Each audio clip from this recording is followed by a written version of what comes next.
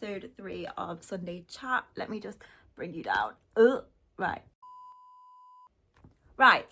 So this week I wanted to do something a little bit different because I personally, when I've been following someone for a while, occasionally they'll do like an ask me anything, and I just really like to ask them juicy questions. So I thought we'd do the same thing. So on my Instagram I said ask me anything, and now I'm gonna answer the questions. I haven't looked at them before. I asked my friend to look at them, so let's start.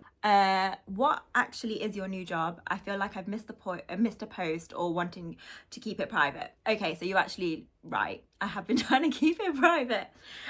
So the only reason I've been trying to keep it private, I've not been trying to keep it private that I've got a new job and I'm moving into that transition. It's just, God forbid I actually say something like really controversial. I just don't want to do anything that could reflect where I work in a bad light, and ultimately I just don't want to get fired. But I don't think that I am going to get fired because I don't have any intentions of saying anything particularly hateful, so I think it'll be all right. So I work for Derby University. I'm in their external communications team, and basically my job is I write a lot of the content that's used to try and attract students to come to the university and realise that it's a great place to be. So things like email comms, I think eventually I'm going to help write the prospectus, maybe just like stuff on the website. So fun things. And for anybody who is listening, who used to follow me on Cheeky Zebra, who wants to say, Sasha, how can you have this job when your whole stories was consistently full of typos? My rebuttal would be, I wasn't being paid to actually spell and write correctly, okay? So I promise I can do it because I just knew. It was so funny when I put my Cheeky Zebra closing down post, all the comments were like, I hope it doesn't involve writing. And I was like, for fuck's sake, like, my future team are going to read this. Guys, I can write. It's okay. Right, next question. How much did you make with Cheeky Zebra? All right. Do you know what? I'm going to say that I respect you asking this question because it's exactly what I would want to know. I also already know that Auntie's going to freak out if she finds out that I've answered this honestly, because she thinks it's like, you know, you shouldn't talk about this kind of stuff.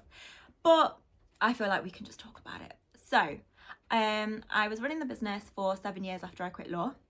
First year, my granddad paid me £500 a month for a year, and the deal was if I couldn't make the business profitable in a year, then I'd have to get my ass back to law. So I was very happy with that deal. That's what we did, and it was very supportive of him. So I thankfully managed to pull it off, and I would say over that 7 year period, on average, I made between £30,000 and £40,000 a year in profit. But I will also say that please bear in mind that when I say profit, that also includes my salary. So yeah. I will also say because I know people like to know, because I would like to know, the most I made in a year was £100,000, which, do you know what, frankly, I am proud of that. But it was also, I feel like it's one of those where we benefited from COVID, like a lot of people did. I know a lot of people struggled, but we benefited because you couldn't go to the shops to buy a card, so you came to us. I remember actually in that peak Valentine's Day season when it was doing lockdown, we were selling 1,000 orders a day. We were doing, our entire family almost broke, but we did 1,000 orders a day. So the most I ever made in a year was 100k, and the least I ever made in a year was probably this year that we just closed, because I actually was quite worried we were going to make a loss because I just checked out or whatever, and we made 17 grand. So again, that includes me paying myself.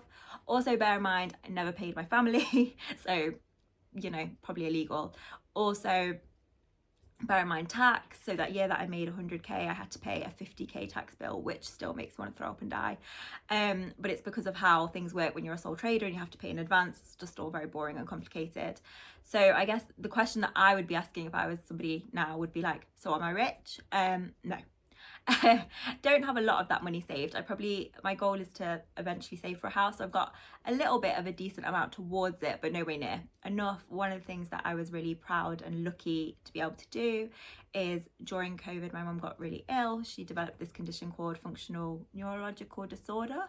But at the time we didn't know what it was, and we were able to use some of that money to pay for private healthcare, which honestly I wouldn't have been able to do if I was in a normal job at that period. So I'm so grateful that it did that for us. And ultimately, it's everyone's money because everyone was putting in the work. It's like there's no way on this planet I could have got all those orders out by myself. Right, next question. What do you wish you knew when you first started CZ? Right, there's only one thing really that I wish I knew before I started my business, and having had known that, I would never have gone into the business that I did. So if you don't know, Cheeky Zebra was selling like fun and cheeky cards and gifts. The biggest thing that I wish I'd known is your average order value is the most important thing. So my average order value, so that's just how much people pay on average in your store, was something like £15. Whereas to be successful, you really need that number to be about £40. Because I had a business mentor, and the one thing that she said that really stuck with me is it's the same amount of work to get in 1,000 orders at £15 as it is to get 1,000 orders at £40. And I actually had a lot of friends who we were making about the same amount of orders, but they were just making so much more money than me because the average order value was so much higher, just more money was coming in. And just even though your average order value is lower, the amount of money that comes in is lower, but your cost to run the business, you don't get a discount just because the money coming in isn't as much. So your fixed costs are still high, and then the average the money that's coming in isn't that much. And then what I found is as we were struggling with like inflation and things, my costs were rising. People, if anything, were less willing to give me money because they were also struggling. And so then you just have such little wriggle room. And also, when you want to run things like Facebook ads and stuff, because the cost of that has massively increased over the last 5-6 years, you just need more margin. So if anyone was starting a business, the biggest piece of advice I would do, just don't get out of bed unless your average order value is more than like £40. I promise you, you'll be glad. Unless you tell me like I'm going to sell millions and millions of cheap things, and that's cool, but that's just not for me anymore. Like, I wouldn't wish that on my worst enemy. Sorry, I feel like that was a rant, but I found that really therapeutic. Okay, next question. How do you find sharing your life online and it being so personal? This is a really interesting one. I would say, obviously I like it, because if I didn't like it, I wouldn't do it. You know, sometimes I feel like there's pressure to be like, oh no, I don't like it, it's so invasive, but it's obviously not, because I wouldn't still be doing it having closed my business. Like, I'm clearly a big attention seeker who loves attention. So that is part of it for sure. Like, I'd be lying if I said like I don't feel validated by attention. I know that's embarrassing, but it's just true. I've been like that since I was like 2. I do find it sticky at times. I think I have fallen into a trap previously of oversharing things that I probably shouldn't have done. So I think I've learned over time to try and have some more boundaries with it. Something that my friend Alice Benham says, I don't know if anyone follows her, she does like small business stuff, medium, well, that's not fair to say, like big, she does business marketing-y things. Anyway, she always says you should only talk about something when it's a scar and not a wound. So say something in your life is like bad or messy, you should only talk about it when it's healed and you can actually offer something, you've got something sensible or useful to say. You just shouldn't talk about it while it's all kicking off, because you don't know how you're showing up, it's messy, it's painful, all of that stuff. So I'm trying to follow that now, and I also just have a couple of boundaries now around what I do and don't feel comfortable sharing. So like, I try not to talk about like dating and stuff, like nothing, like I don't want to, like, as fun as that would be, it's like I do have a job and I do want to go to work and not just be mortified about what I've said online. And I used to be really self-conscious talking about my family. Like, I know I share them so much, but because my mum does have some health conditions, I'm just so protective of her. And like, she didn't have a problem with me like sharing her more, but I was just really like, I won't talk about her. But now I feel a lot more comfortable. So yeah, I would say it's nice. It is nice. It is a bit weird. You do have to find some boundaries.